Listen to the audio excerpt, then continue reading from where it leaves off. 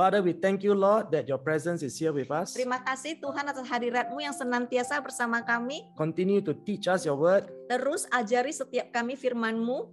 Continue to fill us with the power of your Holy Spirit. Penuhi setiap kami dengan kuasa Roh Kudus-Mu.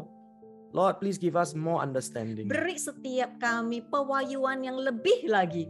so that we can draw closer to you. Biar kami akan lebih dekat mengenal-Mu. Let there be transformation in our lives. Biar terjadi pemulihan di dalam kehidupan kami. And we thank you, Lord, that you have prepared the breakthrough for us. Dan terima kasih Tuhan atas terobosan yang akan kami terima. Convict us to walk faithfully with you Insyafkan biar kami tetap setia berjalan bersamamu. so that we will not be distracted or drawn away from you. Biar kami tidak menoleh ke kanan ataupun ke kiri tetapi fokus terhadap-Mu. We thank you, Lord, and in Jesus' mighty name we give thanks. Terima kasih Amen. Tuhan, dan di dalam nama Tuhan Yesus sama-sama yang percaya kami katakan amin. Okay, worship. In today's Christian context, it is largely connected to music and to singing. Nah, kata-kata ini ya, worship, oke? Di konteks Kristen zaman now, kebanyakan orang menggabungkan itu dengan musik ataupun menyanyi. Okay, my friends, don't get me wrong, yeah, I'm not criticizing, but we are just going to look at this thing about worship very objectively. Nah, dengar baik-baik ya, saya tidak sedang mengkritik, saya tidak mau mengkritik, tapi kita mau benar-benar memahami apa sih maksudnya pengertian worship. Yeah. So for example, when we look at the worship today, it is very emotional, where many people will sing and they cry because they are touched by the lyrics. Nah, kalau kita lihat ya konteks zaman now, oke, worship itu adalah sesuatu yang kita kebawa perasaan ya. Sewaktu kita masuk di dalam worship, terus kita itu terharu karena kata-katanya. Terus ini ya kita kebawa perasaan, kita bisa nangis, begitu. So when they worship, they feel a sense of comfort and they feel a release from their happiness and their displeasures in life. Nah, jadi sewaktu worship itu kadang-kadang kita bisa ini dilepaskan ya, dilepaskan terus setelah itu kita merasa lebih damai, oke ya, hatinya yang kurang enak ini lebih enak, begitu contohnya. Yeah, and so many people like to gather at these Christian concerts. Jadi banyak sekali orang suka datang di konser ya, konser Kristen musik. So they feel that they are hoping that this music will minister to them and they will help them feel better. Mereka berharap sewaktu mereka dengar lagu-lagu ya, lagu-lagu worship ya, dan lagu-lagu ini akan membuat mereka perasaannya lebih enak begitu. And the gospel message at all these different places of worship says things like that to them, that come as you are, yeah. You are loved by God and there's no need for you to repent. Dan setelah itu, setelah mereka bernyanyi, setelah mereka menyembah, oke, mereka akan mendengar kata-kata seperti ini. Ayo datang, apa adanya engkau datang, Tuhan itu Maha Kasih dan Tuhan akan menerima kamu apa adanya kamu. And what they are taught is that God is love. He will definitely accept you as you are. There's no need to change. Karena diajarkan kebanyakan begini, Tuhan itu Maha Kasih. Kalau Dia itu Maha Kasih, artinya Dia akan menerima kamu apa adanya kamu dan kamu tidak perlu berubah. So they feel very comforted. And when they come to these sessions, they really enjoy it and it really makes them feel better. Nah, sewaktu orang ada di sesi-sesi seperti ini, wah, karena begitu enak ya, karena begitu nyaman ya, karena cuma datang terus dilepaskan dari kesesakan dan setelah itu pulang ke rumah tidak perlu ada perubahan. So these worship sessions become more and more like a music festival to celebrate and to sing and to be entertained by good music. Ya, jadi ini ya konser-konser semacam ini lebih kecenderung kepada penghiburan, suatu penghiburan ya, entertainment. And many enjoy this gospel message that is very comforting, but it is only half truth. Dan setelah itu sewaktu mereka mendengarkan khotbah dan yang begitu menyenangkan hati. Tuhan Maha Kasih, Tuhan akan menerima engkau apa adanya, apapun yang engkau lakukan. Wah, sangat enak ya. Tetapi saudara harus sadar, semua itu cuman setengah benar, setengah doang, oke? So very often we see many Christians today, they proclaim to worship God, but they continue to indulge, to live according to their sinful desires. Jadi saudara bisa melihat banyak sekali Kristen mengaku mereka worship, menyembah Tuhan. Tetapi padahal mereka masih terus-menerus melakukan hal-hal yang memuaskan hawa nafsu kedagingan mereka. So mostly they just desire to feel good, but there's no real spiritual transformation. Kebanyakan sewaktu mereka datang di ibadah, mereka cuman mau merasa enak, merasa nyaman. Tetapi setelah itu sudah kelar, asalkan mereka udah nyaman, udah terlepas dari kesesakan, udah kelar, nggak perlu lagi lakukan hal-hal yang lain, apalagi berubah. And there's no spiritual transformation because there's just simply no genuine repentance. Dan mereka akan nanti merasakan, loh kok hidupku begini-begini aja ya, tidak ada transformasi karena mereka tidak benar-benar mau berubah. Jadi tidak akan ada terjadi transformasi. So what we see in worship today, many people just sing, they dance, they start to praise in tongues, worship in tongues, and then they start to shiver. Jadi kita juga bisa melihat ya, sewaktu kita berkata kita worship kira-kira ini ya, mungkin ada yang nyanyi-nyanyi karena begitu seru, bahkan kita melompat-lompat. Ada juga yang berbahasa lidah ya, ada juga bisa bernyanyi sampai getar-getar, oke ya. But don't Bisa get me wrong melihat. ya, my friends. I'm not saying that you cannot pray in tongues or sing in tongues. In fact, I also pray in Nah, tongues. jangan salah sangka ya, saya nggak bilang yang begini-begini salah, saya nggak bilang engkau tidak boleh menyembah dengan bahasa lidah, saya tidak berkata seperti itu, oke? It is what people do after these services. Nah, masalahnya terletak di setelah engkau getar-getar bahasa lidah menyembah, setelah itu engkau pulang, apa yang engkau lakukan? So even after they sing, they worship, they sing in tongues, they shiver, after that, they still smoke, they still drink. Apakah setelah engkau menyembah, setelah engkau getar-getar, setelah engkau bahasa lidah, begitu engkau keluar dari ruangan itu, langsung engkau merokok,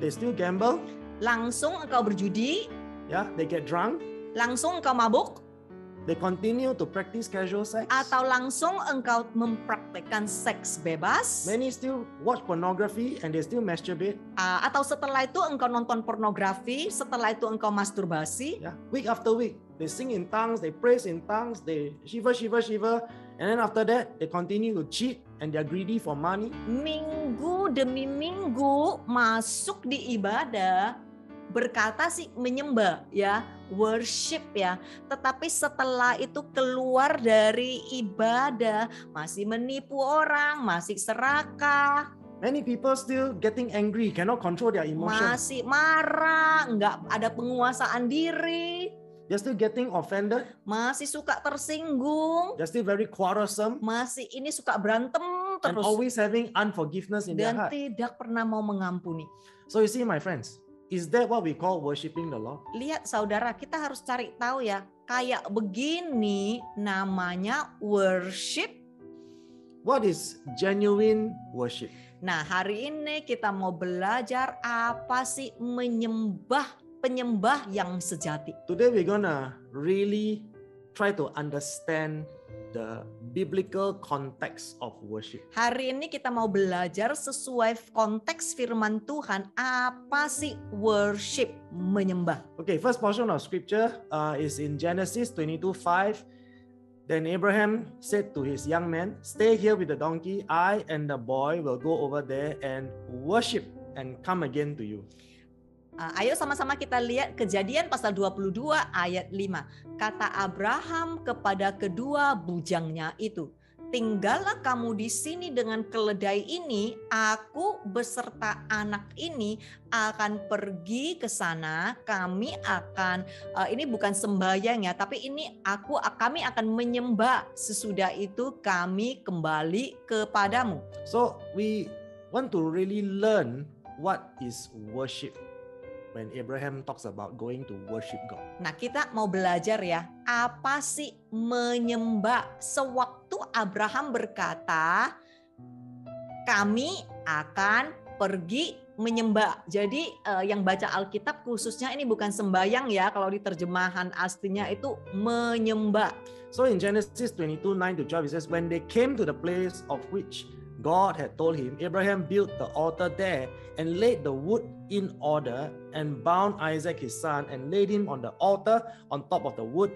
Then Abraham reached out his hand and took the knife to slaughter his son. But the angel of the Lord called to him from heaven and said, Abraham, Abraham. And he said, here I am. He said, do not lay your hand on the boy or do anything to him, for now I know that you fear God, seeing you have not withheld your son, your only son, from me. Sampailah mereka ke tempat yang dikatakan Tuhan kepadanya. Lalu Abraham mendirikan mezbah di situ. Disusunnyalah kayu, diikatnya Ishak anaknya itu, dan diletakkannya di mezbah itu di kayu api. Sesudah itu Abraham mengulurkan tangannya, lalu mengambil pisau untuk menyembelih anaknya. Tetapi berserulah malaikat Tuhan dari langit kepadanya. Abraham, Abraham, sahutnya. Ya Tuhan, lalu ia berfirman, jangan bunuh anak itu dan jangan kau apa-apakan dia, sebab telah kuketahui sekarang bahwa engkau takut akan Tuhan dan engkau tidak segan-segan untuk menyerahkan anakmu yang tunggal kepadaku. So as we can see, Abraham is not just going before the Lord to sing him a song. Jadi lihat ya saudara ya, sewaktu Abraham pergi, sewaktu dia berkata dia mau menyembah, dia bukan pergi dan cuma nyanyi buat Tuhan ya. He's not coming before God and say, God, minister to me, make me feel good. Dia enggak pergi ke hadirat Tuhan berkata kepada Tuhan, Tuhan hiburin aku dong biar aku nyaman, biar aku enak. So as we've learned this before, this genuine worship that Abraham is coming before the Lord to do is called shachar. Ya, hari itu saudara sudah belajar ya, sewaktu Abraham berkata menyembah Tuhan itu di bahasa Ibrani adalah shachar.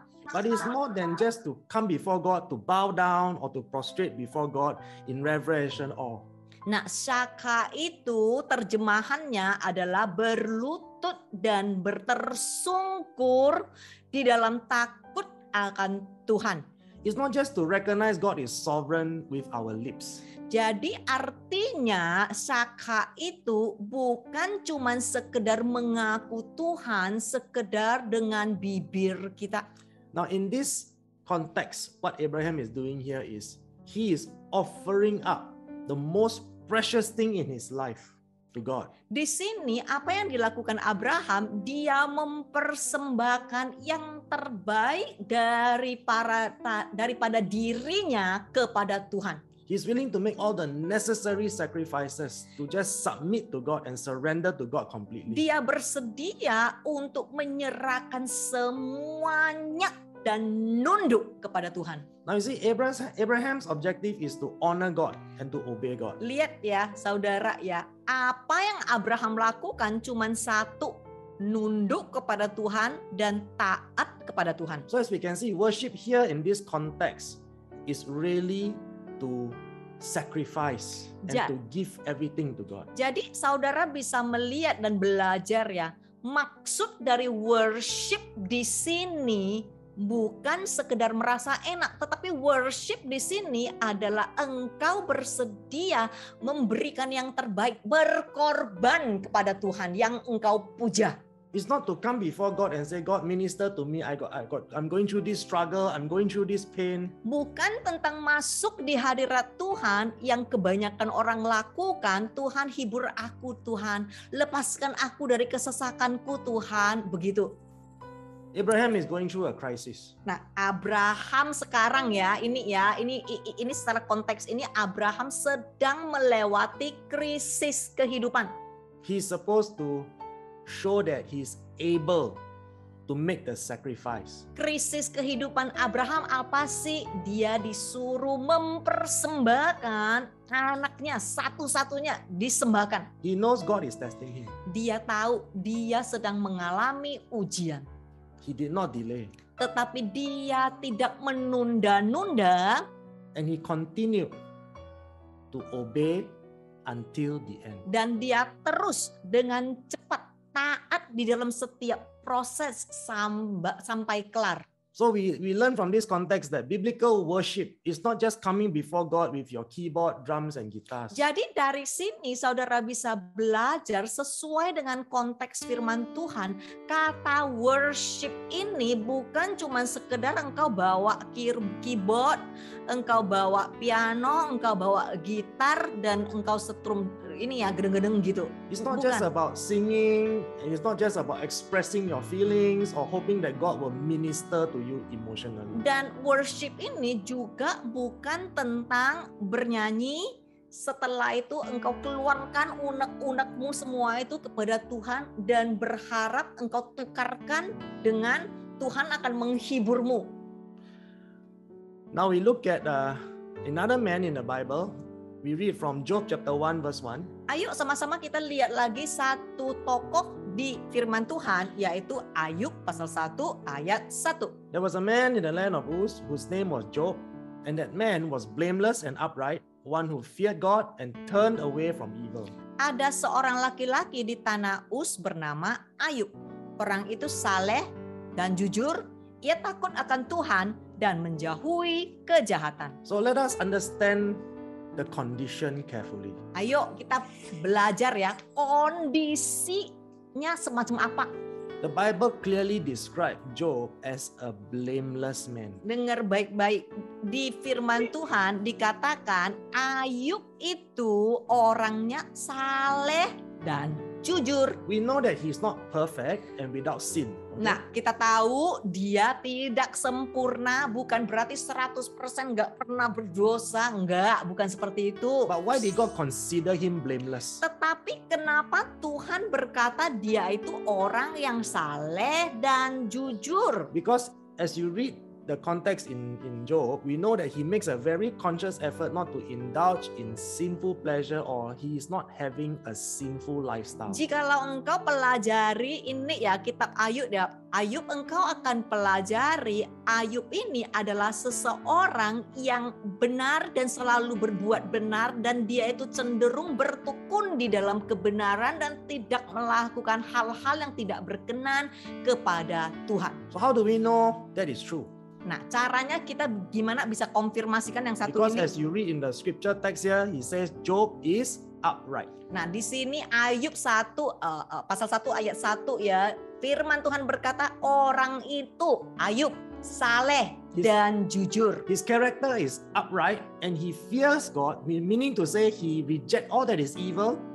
Nah, di sini sangat jelas karakter si Ayub ini saleh, jujur, ia takut akan Tuhan, juga sama dengan ia selalu menjauhi kejahatan. That is why he is blameless. Makanya di sini Tuhan menganggap dia ini orang saleh, ini orang jujur. Not that he don't sin, ya. Bukan berarti dia sama sekali nggak pernah berdosa ya saudara ya, jangan salah sangka. Why is it so important for us to understand this context? Kenapa sangat penting untuk setiap kita ngerti konteks yang satu ini? Because we know later part in the chapter Job will be tested. Sebab kita tahu ya di bab berikutnya ya Ayub itu diuji.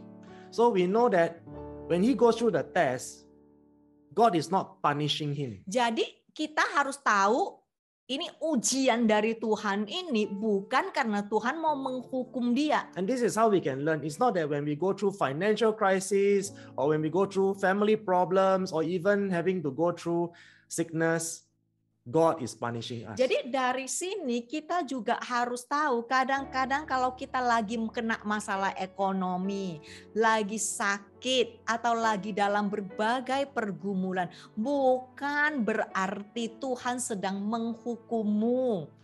So even as we learn in scripture, we know that even when a man is upright and blameless, he will also be tested. Sebab dari firman ini kita belajar ya bahkan ini laki-laki yang saleh dan jujur dan takut akan Tuhan dan menjauhi kejahatan pun dia ini diuji Tuhan.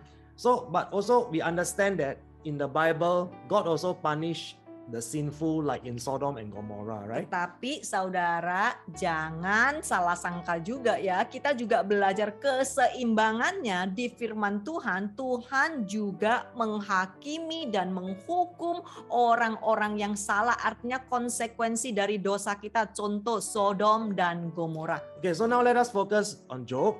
And in chapter 1, we read from verse 8 to 11. And the Lord said to Satan, have you considered my servant Job, that there is none like him on the earth, a blameless and upright man who fears God and turns away from evil? Then Satan answered the Lord and said, does Job fear God for no reason? Have you not put a hedge around him and his house and all that he has on every side? You have blessed the work of his hands, and his possessions have increased in the land. But stretch out your hand and touch all that he has, and he will curse you to your face. Sekarang kita lagi belajar Ayub ya. Jadi kita fokusnya di sini. Oke, Ayub pasal 1 ayat 8 sampai 11. Lalu bertanyalah Tuhan kepada iblis, apakah engkau memperhatikan hambaku Ayub? Sebab tiada seorang pun di bumi seperti dia yang demikian saleh dan jujur, yang takut akan Tuhan dan menjauhi kejahatan. Lalu jawab iblis kepada Tuhan, apakah dengan tidak mendapat apa-apa Ayub takut akan Tuhan? Bukankah engkau yang membuat pagar sekeliling dia dan rumahnya serta segala yang dimilikinya? Apa yang dikerjakannya telah kau berkati, dan apa yang dimilikinya makin bertambah di negeri itu. Tetapi ulurkanlah tanganmu dan jamalah segala yang dipunyainya, ia pasti mengutuki engkau di hadapanmu. So we have the confirmation once again that Job is blameless and he fears the Lord. Lihat ya, sekali lagi di sini yang Ayub itu saleh dan jujur, diulangin lagi. And he turns away from evil and consistently is rejecting sin. Dan dia selalu jauh dari kejahatan dan dia selalu ini takut akan Tuhan. And God considered him to be upright not because of what he can do, but because of his obedience. Nah, di sini dikatakan Tuhan melihat Ayub dan menganggap Ayub itu benar, bukan karena Ayub itu sempurna, tetapi karena Ayub itu selalu mau taat kepada Tuhan dan takut akan Tuhan. We see very clearly that he chose to be holy because Job knows that God is holy. Ayub berjuang untuk hidup kudus sebab dia tahu Allah yang dia sembah adalah kudus. From this portion of scripture, we also learn that God can protect us. Nah, dari ayat ini sangat penting kita harus pelajari. Tuhan akan membuat pagar di sekeliling kita untuk melindungi kita. We know that when we are right with God, God will put a hedge of protection around us. Tapi itu cuman khususnya untuk orang-orang yang jujur dan benar dan takut akan Dia. That's why you see when those who trust in the Lord will encamp his angels around them. Makanya firman Tuhan juga berkata Tuhan akan memagari, melindungi orang-orang yang percaya kepada Dia. Satan knows that if God were to remove this protection from us and bad things start to happen to us, many Christians will turn around and they will curse God. Saudara dengar baik-baik, setan juga tahu kalau ini pagar di sekeliling kita itu ditiadakan, oke? Dan hal buruk mulai terjadi di kehidupan orang Kristen. Kebanyakan orang Kristen itu akan marah sama Tuhan. That's why you see Satan says, "Does Job fear you for no reason?" Makanya di sini setan menantang Tuhan dan berkata kepada Tuhan, kiranya dia itu nggak ada motivasi apa-apa untuk takut kepadamu. Apakah dengan tidak mendapat apa-apa, Ayub takut akan Tuhan? So what Satan is saying is that when you remove your protection from him, surely he will curse you. Dan setan sedang berkata, jikalau engkau menyingkirkan pagar sekelilingnya, artinya dia tanpa lagi perlindungan, pasti dia akan mengutuki engkau. That's why it's no surprise that today we see many Christians going through challenges, going through tests. They get disappointed, they get discouraged, they turn around and they curse God, some even abandon God. Lihat enggak saudara, ini kasusnya sama banget ya. Yang dijelaskan di sini sama banget dengan Kristen-Kristen ya. Sewaktu mereka tidak mendapatkan perlindungan, kena masalah, kena penyakit dan sebagainya. Dan mereka selalu marah kepada Tuhan, bahkan mengutuk Tuhan. And only for all of you here at RGM, as you persist and persevere to the end, you will all be saved. Tetapi saya percaya engkau di sini, jikalau engkau bertekun terus, pasti engkau akan selamat. Yeah, because you will pass the test. Karena engkau akan tahan uji dan engkau akan lulus ujian. Amen. Amen.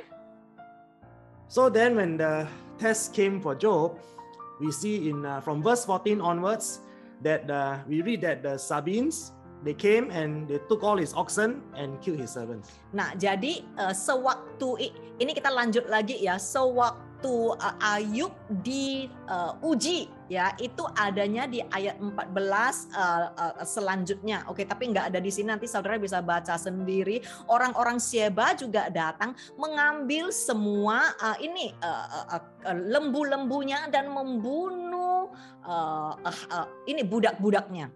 And after that, we see fire came down from heaven and killed all his sheep and his servants. Dan setelah itu juga tercatat api turun dari langit dan membunuh semua domba-dombanya dan bujang-bujangnya.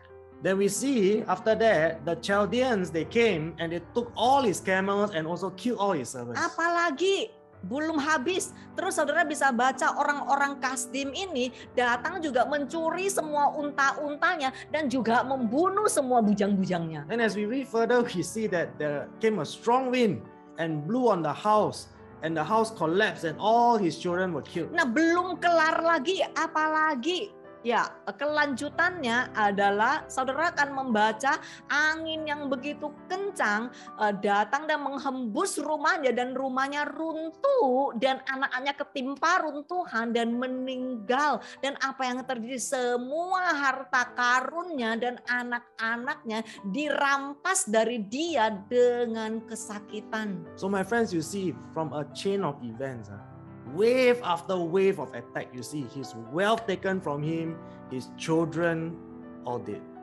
Lihat saudara, satu badai demi badai, datang melanda sehingga bahkan anak-anaknya meninggal, hartanya habis. So what did Job do? Apa yang Ayub lakukan? We read in chapter 1, verses 20 to 22, it says, Then Job arose and he tore his robe and shaved his head and fell on the ground and worshipped.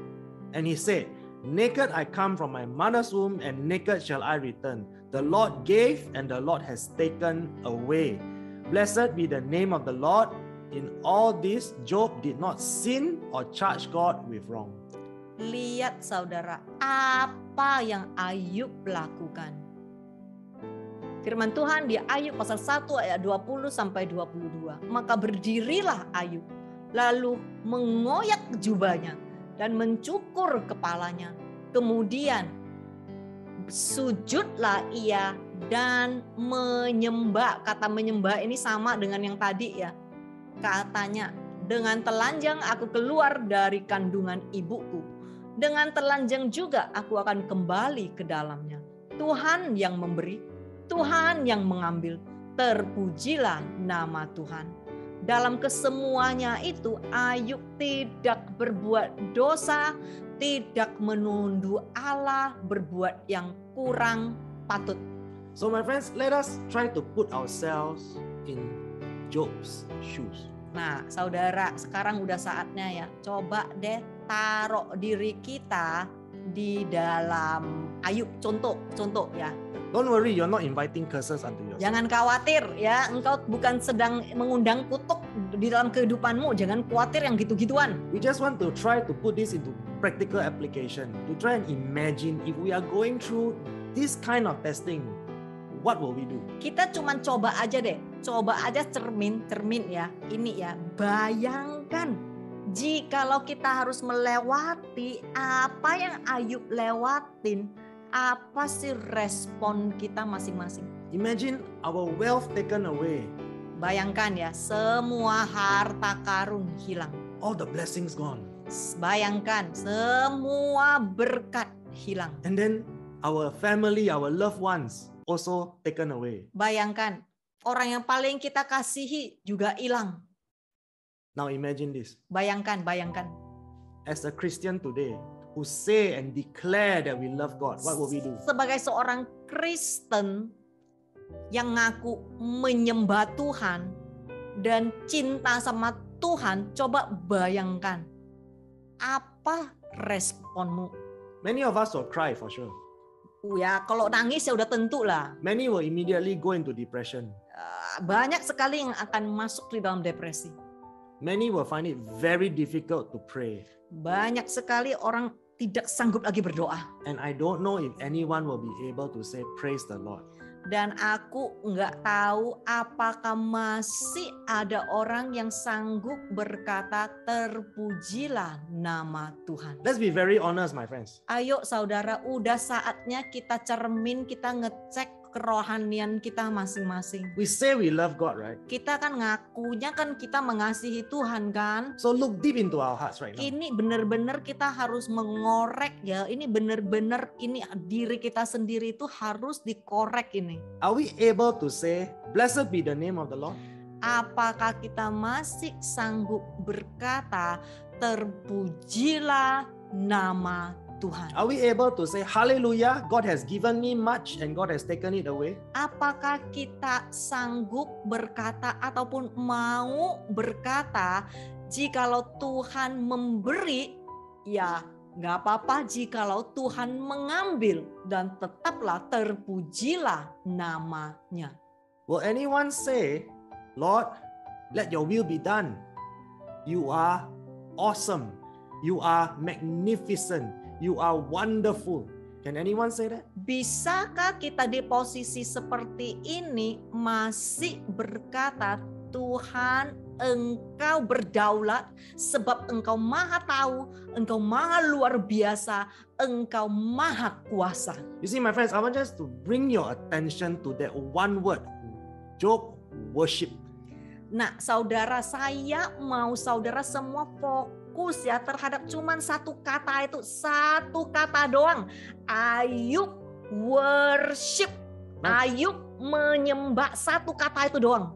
This is how when Job is going through a severe crisis, this is how Job worship the Lord. Ini loh saudara, sewaktu Ayub mengalami badai demi badai yang begitu serius, di firman ini, di satu ayat ini ditulis Ayub menyembah, worship. He came before God with the utmost respect by bowing down. Dia datang di hadapan Tuhan dengan memberikan kehormatan yang terbesar dan bersujudlah dia.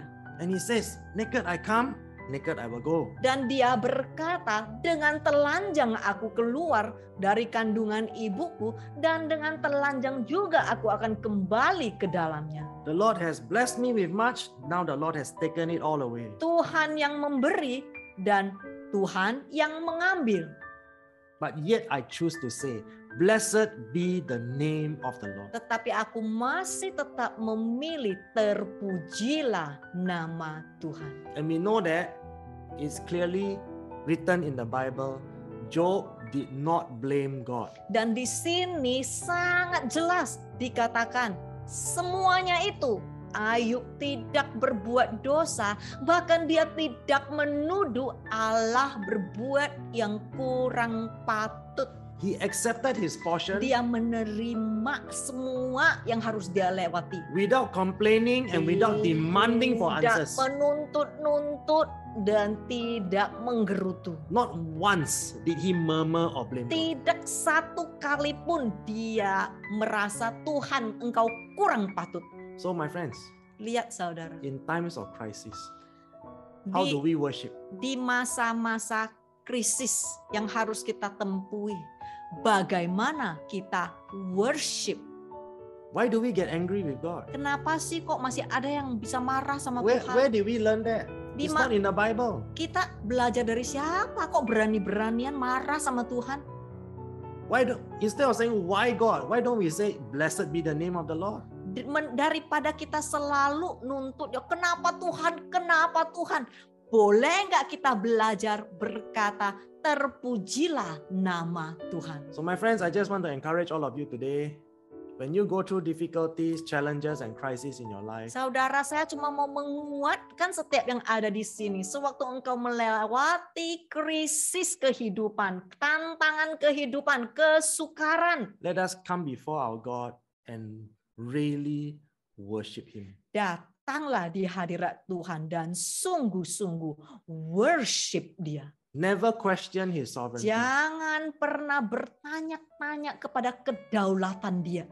We don't have the right to blame God. Sebab kita juga tidak layak untuk menuntut atau marah kepada Tuhan. Let us learn to humble our hearts and Kita submit harus to God. belajar merendahkan diri kita dan nunduk kepada Tuhan. Let us learn to say, Lord, your will be done.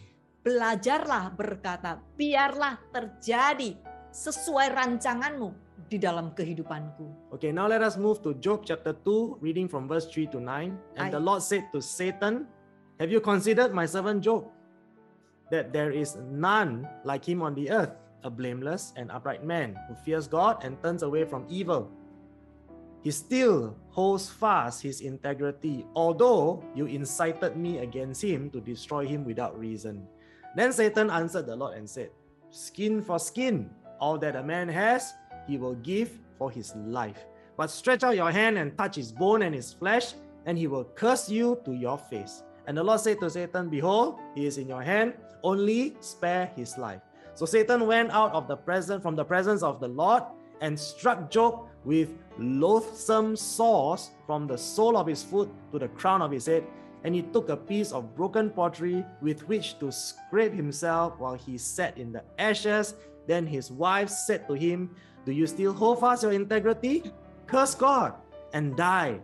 But he said to her, you speak as one of the foolish woman would speak.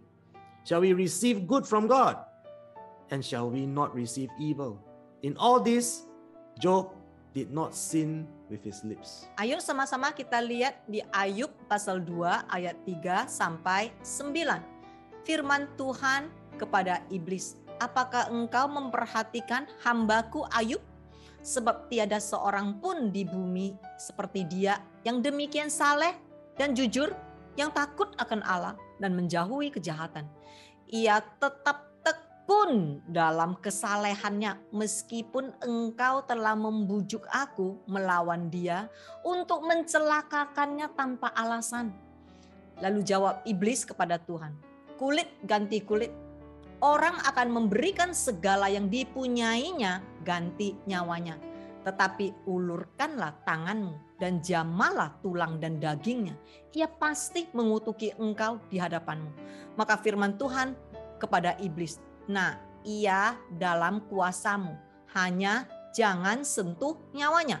Kemudian iblis pergi dari hadapan Tuhan, lalu ditimpanya Ayub dengan bara yang busuk dari telapak kakinya sampai ke batu kepalanya. Lalu Ayub mengambil sekeping beling untuk menggaruk-garuk badannya sambil duduk di tengah-tengah abu.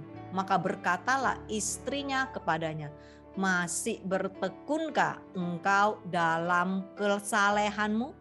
Kutukilah Allahmu dan matilah. Tetapi Ayub berkata kepada istrinya, apakah kita cuma mau menerima hal yang baik daripada Tuhan dan tidak mau menerima hal yang buruk dari Tuhan? di segala hal ini Ayub berkata kepada istrinya, engkau berkata demikian sebagai wanita bodoh, sebab Ayub tidak berdosa dengan bibirnya. You see, my friends, bad things keep happening and happening. The testing keeps coming and coming. Lihat saudara, bagi Ayub ya, ini tantangan demi tantangan, ujian demi ujian. But as we see, Job is very consistent. Tetapi lihat kok ya Ayub itu begitu konsisten. Dalam segala hal dia tuh tetap sama, nggak pernah berubah. He refused to blame God. He refused to curse God. Apapun yang terjadi, dia menolak untuk marah kepada Tuhan. Dia menolak untuk menyalahkan Tuhan. Dan dia tetap bertekun di dalam kesalehannya. Earlier on, we learned that Job said, God give, God take away. Blessed be the name of the Lord. Tadi kita sudah belajar ya, Tuhan memberi, Tuhan mengambil. Terpujilah nama Tuhan. And then now you see even the wife is saying to him, why don't you just curse God and die? Dan di sini kita belajar, bahkan istrinya loh ngomong ke dia, engkau kutuklah Allahmu dan matilah kamu. But you see, Job hold fast to his integrity. Tetapi Ayub tetap berpegang erat kepada kesalehannya. And this is what he declared. Inilah yang Ayub katakan. Can I have the English version please?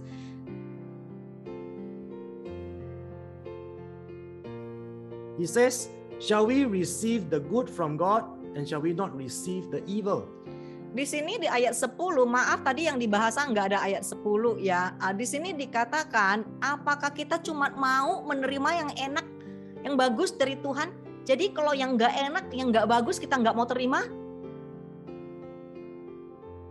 When you are going through such a crisis, Saudara, sewaktu engkau melewati krisis kehidupan, many will curse God. banyak sekali orang akan marah kepada Tuhan. Many will be banging the table and say, God, why must you allow this to happen? Banyak sekali orang akan ngamuk ya, menghantam-hantam meja dan berkata, Tuhan kenapa Tuhan Why kau don't you engkau protect me? izinkan hal ini terjadi? Kenapa engkau tidak melindungi aku? Why must I suffer like Kenapa aku harus menderita sedemikian ya Tuhan? this? But this is what Job said. Tetapi inilah yang Ayub katakan. Do we only rejoice when we receive good things, when we receive blessings? Apakah kita cuman mengucap syukur pada saat hal baik terjadi di dalam kehidupan kita? Should we not also rejoice if we receive bad things? Jadi kalau hal buruk terjadi kepada kita, tiba-tiba kita nggak bisa lagi bersukacita kepada Tuhan?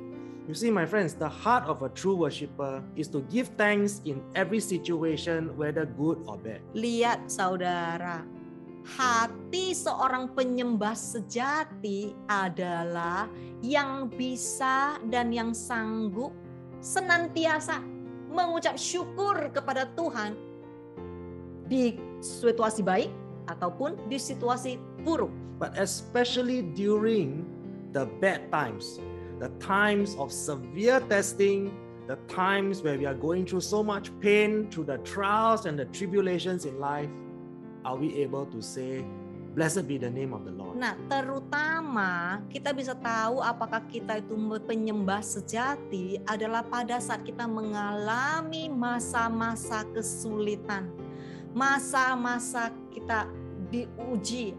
Apakah kita masih sanggup berkata, terpujilah nama Tuhan? Ini yang bisa kita lihat diri kita sendiri. Apakah kita adalah penyembah sejati? Now you understand why Job is a man of integrity? Jadi saudara sekarang udah belajar kenapa Tuhan diulangin lagi. Ayub adalah orang yang jujur dan orang yang benar. Because he not Saleh. only received the good, even when he received the bad, he says, it's okay, let this be my portion. Karena si Ayub bersedia, bukan cuman waktu diberkati, dia saleh dan dia jujur. Tetapi bahkan saat dia ditelanjangi dengan berbagai bencana, tetap dia konsisten, dia saleh, dia jujur.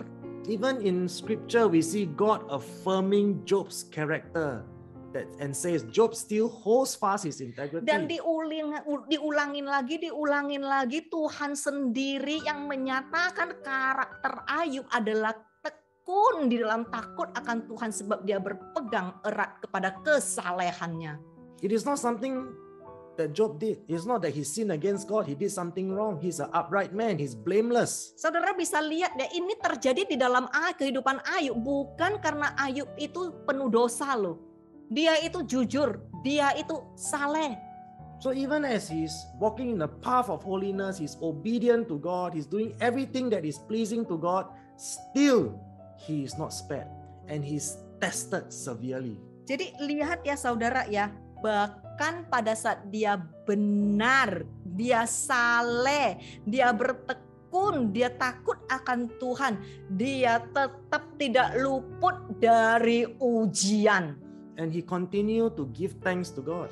Dan dia terus-menerus mengucap syukur kepada So Tuhan. the question, my friends, is today, if you're going through severe tests, through trials and tribulations, Nah, pertanyaan saya ya hari ini, pada saat engkau mengalami ujian dan tantangan kehidupan, are you willing to be faithful? apakah sama dengan Ayub engkau bersedia untuk tetap bertekun di dalam kesalehanmu? Will you still have the divine joy in you to continue to praise God? Apakah engkau tetap memilih mendapatkan sukacita ilahi untuk tetap worship Tuhan? Will we hold fast to our integrity and continue to be a genuine worshiper? Apakah kita masih tetap mati-matian bertekun menjadi seorang penyembah yang sejati? Okay, my friends, what we've just learned from scripture is the basic requirement of a genuine worshiper. Saudara, yang tadi saudara belajar, worship ini permintaan yang standar loh di firman Tuhan yang banyak sekali orang nggak ngerti, nggak tahu. We are talking about the integrity of a genuine worshiper. Kita sedang membahas integritas seorang penyembah yang sejati. This is the scripture and a biblical example that we all must follow. Ini sesuai dengan firman Tuhan di dalam konteksnya apa yang harus kita lakukan sebagai seorang penyembah. See, Job himself knows that he is blameless. Ya Ayub sendiri pun tahu dia itu bertekun takut akan Tuhan. But he never said, God, why is this happening to me? Tapi Ayub nggak pernah ngomong, Tuhan aku kan udah benar, kenapa sih kok ini terjadi di dalam kehidupanku? What he's saying to God is, Lord, do whatever you want. I accept my portion. Apa yang Ayub lakukan sebaliknya, ya nggak apa-apa, you mau kasih, you mau ambil, tetap terpujilah namamu.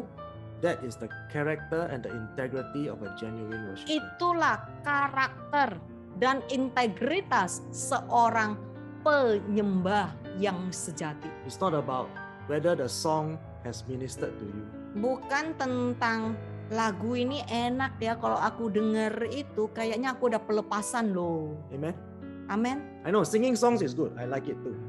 Kalau nyanyi itu praise and worship aku juga suka, bukan jangan salah sangka ya, jangan salah sangka. But that is not what we call the genuine worship that is in the context of scripture. Tetapi jika saudara mau belajar penyembah sejati, worship di konteksnya secara Alkitab, inilah yang satu ini yang harus diterapkan saudara. Let us now look at the other requirement for genuine worship. Ayo sama-sama kita lanjutkan lagi penyembah sejati. We look at John chapter 4 verse 23 to 24. Ayo sama-sama kita lihat ya Yohanes pasal 4 ayat 23 sampai 24. A time will come, however, indeed it is already here, when the true genuine worshippers will worship the Father in spirit and in truth, in reality. For the Father is seeking just such people as these as his worshippers. God is a spirit, a spiritual being, and those who worship him must worship him in spirit and in truth. Tetapi waktunya akan datang, malahan sudah tiba. Penyembah-penyembah sejati akan menyembah Dia di dalam roh dan kebenaran. Tuhan sedang mencari penyembah-penyembah serupa ini sebagai penyembahnya. Sebab Tuhan itu roh dan penyembahnya harus menyembah Dia dalam roh dan kebenaran. So my friends, we again see that to worship in spirit here is not worshiping or singing in tongues. Lihat saudara, dari sini kita tahu secara pasti menyembah di dalam roh itu nggak ada hubungannya dengan kita nyanyi pakai bahasa lidah. That's not what God is talking about. Ini bukan maksudnya ya saudara ya. Jadi menyembah dia di dalam roh sama nyanyi pakai bahasa lidah nggak ada hubungannya. Let us take a closer look at what God is talking about when He says we must worship in spirit and in truth. Ayo sama-sama kita belajar lebih dalam lagi ya. Apa maksudnya secara konteks sewaktu Tuhan berkata menyembah Dia di dalam roh. To worship in spirit means to keep our temple clean. Dengar baik-baik saudara. Menyembah di dalam roh artinya menjaga bait Tuhan. Tubuh kita bersih. It is to keep this body clean. Jaga ini bait Tuhan bersih.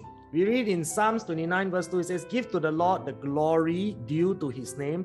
Worship the Lord in the beauty of holiness or in holy array, meaning present ourselves holy in the sight of God. Next slide please. Next slide Juliana. Mazmur pasal 29 ayat 2. Berilah kepada Tuhan kemuliaan oleh karena namanya. Menyembah Tuhan dengan persiapan dandanan keindahan dan perhiasan di dalam kekudusan. Persembahkan diri kita kudus di hadapan Tuhan. Yang pakai Alkitab tolong ini di capture, dicatat karena ini beda banget. This is very important, my friends. Ini sangat-sangat penting, oke? It is a requirement from God. Sebab ini adalah permintaan dari Tuhan bagaimana kita bisa menyembah Dia.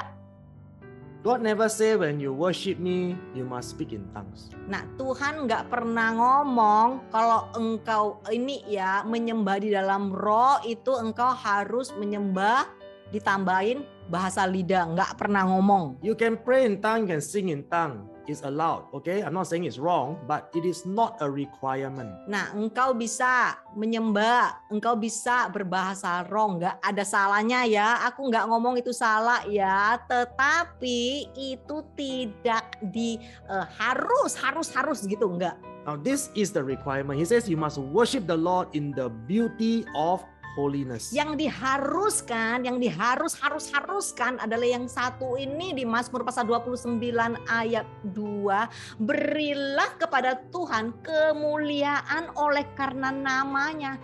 Sembah Tuhan dengan persiapan dandanan keindahan dan perhiasan di dalam kekudusan. Persembahkan dirimu kudus di hadapan Tuhan. So this is the requirement of God's law, that we must worship Him in holiness, because a holy God will not partake in our sinful desires and our abomination. Ini loh, yang ini satu ini yang diterapkan karena Tuhan yang kudus, Dia nggak mau menerima persembahan yang kotor, yang najis. Dia nggak mau ikut berpartisipasi di dalam kekotoran kita. So when we come before Him to worship, we must know that He is a holy God, and we must come before Him in a life and a practical lifestyle of holiness. Jadi sewaktu kita datang di hadapan Dia, bagaimana kita bisa menjadi penyembah sejati, yaitu kita harus persiapkan tubuh ini, dandanan keindahan, perhiasan, bukan dengan yang macam-macam, tetapi di dalam kekudusan. So when you come before God to worship Him in holy array, meaning to say we must present ourselves before Him holy, acceptable, and pleasing. Artinya sewaktu kita datang di hadapan Tuhan, hidup ini loh, tubuh ini harus disusun, harus diatur, harus dipersiapkan, harus dipisahkan untuk dipersembahkan kepada Tuhan. So we've learned this in Romans 12:1. Is a very familiar verse to all of us. Nah, diulangin sekali lagi di Roma pasal 12 ayat 1. Ini semua udah belajar berulang-ulang. In the whole Bible, this is the only verse that teaches us how to come before God.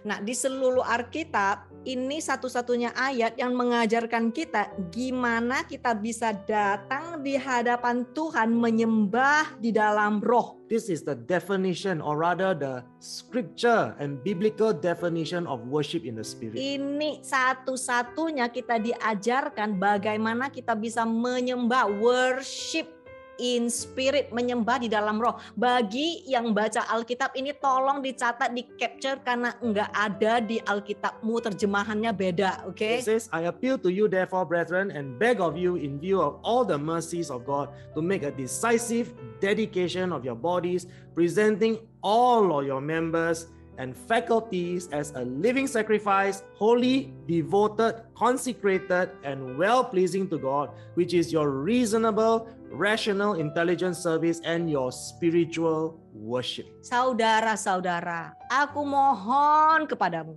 minta tolong kepadamu, oleh karena kemurahan yang sudah diberikan Tuhan kepada kita, ambillah tindakan tegas untuk mempersembahkan tubuhmu, seluruh anggota tubuhmu, termasuk akal budimu, menjadi suatu kurban hidup yang kudus, dikhususkan, diabdikan, dan yang berkenan untuk Tuhan. Sebab itu adalah ibadahmu atau pelayanmu yang pantas, yang layak, yang cerdas di mata Tuhan, dan itulah menyembah di dalam roh. So my friends, we learn that this is a command, it is not a request, and God's command is His law. Saudara, ini bukan permintaan, tetapi ini adalah aturan, dan aturan adalah hukum Tuhan, nggak bisa dinego-nego.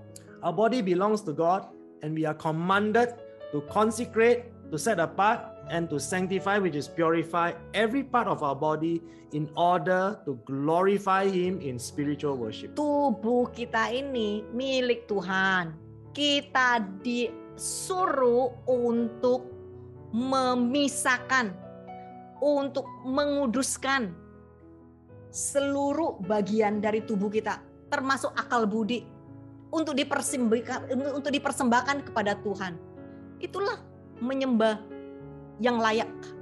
And we know God already reminded us twice in Corinthians and says that if you destroy this temple, I will destroy you. Dan kita juga tahu ya, udah diulang-ulangin lagi, itu juga ada di 1 Korintus. Tuhan berkata, ini loh, tubuhmu adalah bait Tuhan. Jikalau engkau mengotori tubuhmu, yaitu bait Tuhan, Tuhan akan membinasakanmu. So if you do not come before God and apply this in practical application, you are not worshiping Him in spirit. Jadi saudara, bagi yang mau menyembah Tuhan di dalam roh, jikalau engkau tidak pernah mempraktekkan Roma pasal 12 ayat 1, engkau tidak pernah melakukan sesuai dengan Roma pasal 12 ayat 1, engkau belum menyembah Tuhan di dalam roh. God did not say, okay, the next 10 minutes, you just stand there, everybody pray in tongues. Yeah, everybody kuralaba, kuralaba, kuralaba for the next 10 minutes. That is called spiritual worship. God did not teach us that. Nah, di firman Tuhan, Tuhan nggak pernah ngajarin engkau berdiri, ayo masing-masing 10 menit ke depan semua berbahasa lidah. Ya, itulah menyembah di dalam roh. Nggak ada di Alkitab, saudara. Jangan sesat lagi. You want to practice worshiping in the spirit? Apply Romans 12:1 in your life. Saudara mau menyembah di dalam roh, ini yang satu ini, praktekkan Roma pasal 12 ayat 1. So, tolong ya teman-teman. Ini bahasa Indo pun udah keluar, Indonesian come out, please. Jangan pura-pura lagi ya. We don't want to stand there and kuralaba for 10 minutes. And thinking that we are worshiping in the spirit. Kita nggak bisa lagi ini sembarangan, sesat. Kita berdiri, kita kuralaba 10 menit, kita kira itu menyembah di dalam roh, itu nggak sesuai firman Tuhan. Nah, kita nggak bilang menyembah, ini ya berbahasa lidah salah ya, cuman ini kebenaran apa itu menyembah di dalam roh. Romans 12:1 is the only way we can worship in the Spirit. Nah, Roma pasal 12 ayat 1 ini loh, tolong. Oke, kalau kita mau menyembah di dalam roh, kita mau belajar menyembah di dalam roh, ini satu-satunya kita diajarkan sangat jelas apa yang harus kita lakukan. So how do we practice Romans 12:1 in our life? Nah, oke, sekarang kita mau cari tahu kan bagaimana kita bisa mempraktekkan Roma pasal 12 ayat 1 di dalam kehidupan kita. We need to learn in Psalms 118 verse 27. Ayo sama-sama kita lihat Mazmur pasal 118 ayat 27. The Bible says the Lord is God and he has made his light to shine upon us and bind the festal sacrifice with cords up to the horns of the altar. Tuhanlah Tuhan. Dia menerangi kita. Ikatkanlah korban hari raya itu dengan tali pada tanduk-tanduk mezbah. So we are the sacrifice. Saudara, kita ini loh korban Remember hidup. Romans 12:1? Ingat ya tadi Roma pasal 12 ayat 1. Offer up ourselves. Mempersembahkan tubuh. So where's the altar? Di mana mezbah? The altar? Meja mezbah di The mana? altar is our heart.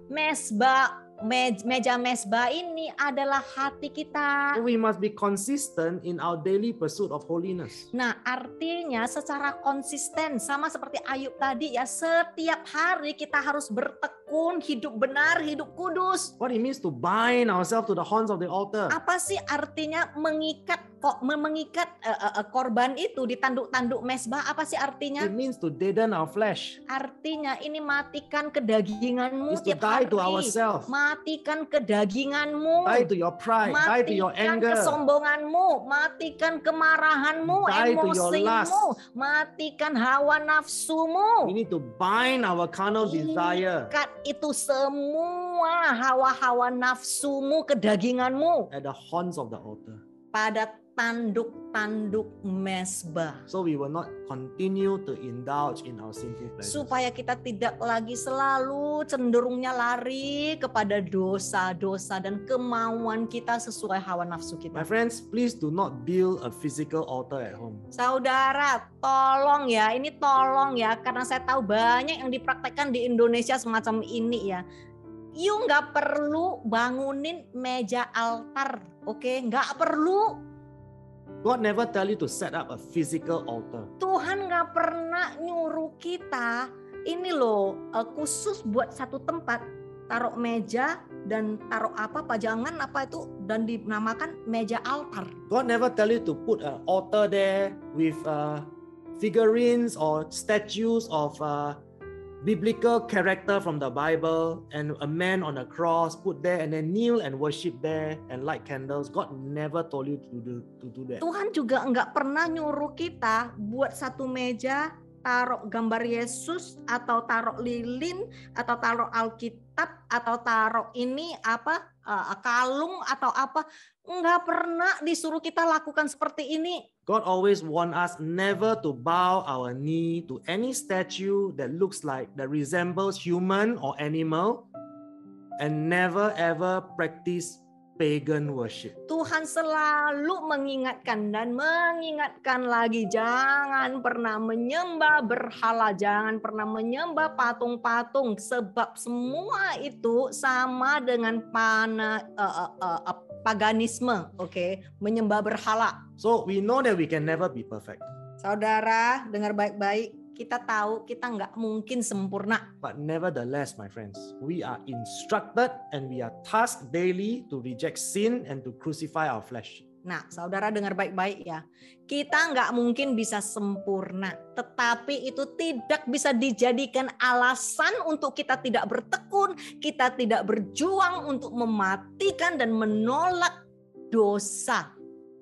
We must work out our salvation in the fear of the Lord to reject all that is evil, everything that is an abomination, and everything that does not please God. Sebab kita harus mengerjakan keselamatan kita dengan takut akan Tuhan. Artinya menolak semua yang jahat, semua yang tidak berkenan kepada Tuhan. We cannot just simply do nothing and continue to proclaim blindly that everything is done at the cross. I just come as I am.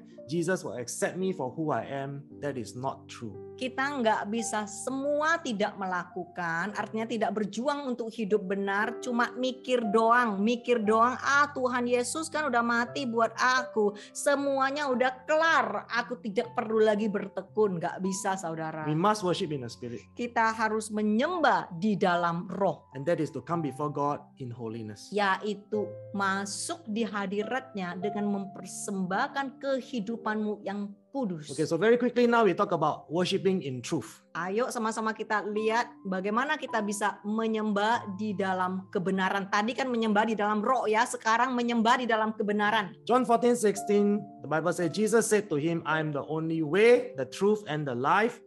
No one comes to the Father but through me. Yohanes pasal 14 ayat 6, Yesus menjawab, akulah jalan dan kehidupan. Tidak seorang pun dapat datang kepada Bapa kalau tidak melalui aku. So what is the way? The way is the pathway of the perfect law. Apa sih jalan? Jalan ini adalah ini ya, jalur aturan Tuhan.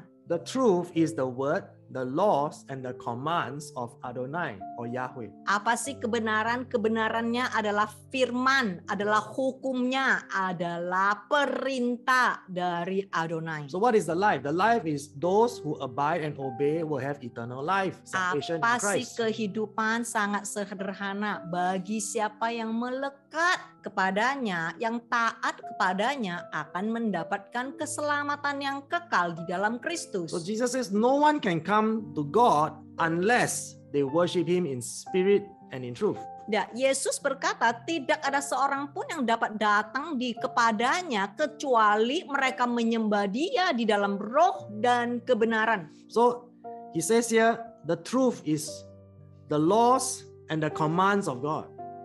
This is what Jesus is saying. He is the word and the word is the truth. Nah, Yesus sedang berkata, nah Dia adalah firman dan firman adalah kebenaran dan kebenaran adalah aturan dan aturan adalah hukum Tuhan. So if Jesus is the word, then the way to the Father is through abiding and adhering to the word of God. Jadi jikalau Yesus adalah jalannya, satu-satunya kita mau kepada Yesus adalah melalui firman-Nya.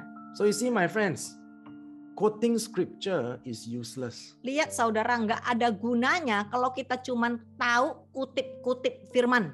Even if you can teach very well, you are professor in theology, it is still useless. Nggak peduli, biarpun engkau itu begitu hebat mengajar, engkau itu sudah dapat gelar profesor teologia. Because even Satan can quote scriptures. Saudara, dengar ya, setan pun loh pinter kutip firman. Satan is an expert. Setan itu lebih pinter dari semua kita dalam kutip firman. So in order for us to worship in truth, it is to abide and to adhere in His laws and commands according to His word. Saudara, ini loh satu-satunya yang kita bisa menyembah di dalam kebenaran adalah pada saat kita taat di dalam firman-Nya, melekat di dalam firman-Nya, dan melakukan sesuai dengan firman-Nya.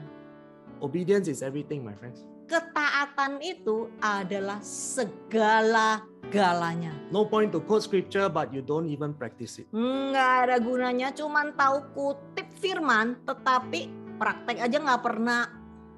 The confirmation is in Romans 13:14. It says, clothe yourself with the Lord Jesus Christ, the Messiah, the Word, and make no provision for indulging the flesh. Put a stop to thinking about the evil cravings of your physical nature to gratify its desires and its lusts.